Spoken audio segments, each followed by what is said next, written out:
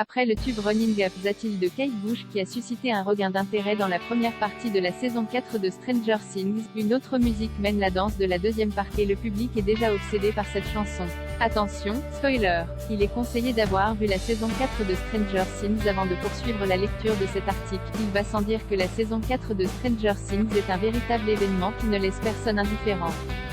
Cette nouvelle salve d'épisodes, attendue depuis 3 ans, a su conquérir les fans avec son lot de rebondissements, de révélations et d'émotions, mais aussi pour ses séquences musicales. Dans la première partie, c'est le passage de Max, Sadicine, qui s'enfuit du Mindler de Vecna sur la chanson Running Up That Hill de Kate Bush qui a marqué les esprits. Conséquence de cette séquence musicale dingue, le tube de la chanteuse britannique bat tous les records et devient la chanson la plus écoutée dans le monde sur Spotify depuis un mois. Depuis son utilisation dans Stranger Things, cette musique, qui a déjà 37 ans, a rapporté plus de 2,3 millions de dollars de royalties à Kate Bush, selon un rapport de Luminate, qui recense les ventes des produits musicaux aux États-Unis et au Canada, rapporté par CBS.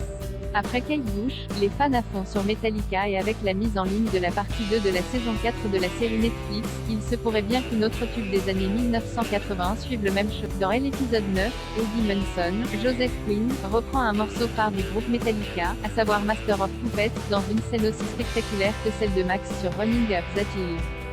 Grâce à Kate Felder, la superviseuse musicale de Stranger Things, le classique de heavy metal sorti en 1986 redevient un hit en 2022. Les fans ont adoré ce moment héroïque à la guitare d'Eddie qui joue Master of Puppets pour attirer l'attention des chauves-souris du monde à l'envers afin d'aider ses amis à vaincre Vecna. Les fans de Stranger Things, qui découvrent ou redécouvrent ce morceau, n'hésitent pas à reprendre et partager cette séquence sur les réseaux, mais surtout à écouter la musique sur les plateformes de streaming.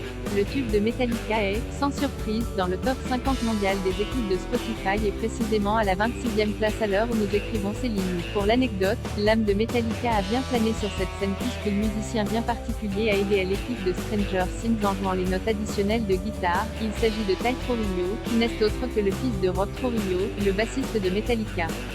Ce dernier n'a pas manqué de partager sa fierté sur son compte Instagram, tout en remerciant son ami Kirk Hammett, le guitariste du groupe. La musique est dans les gènes puisque le jeune Ty Trujillo a son propre groupe nommé Otto et ne manque pas d'expérience puisqu'à 12 ans il a joué pour le groupe Korn durant une tournée sud-américaine en remplacement de Phil D en 2017. La saison 4 de Stranger Things est disponible sur Netflix.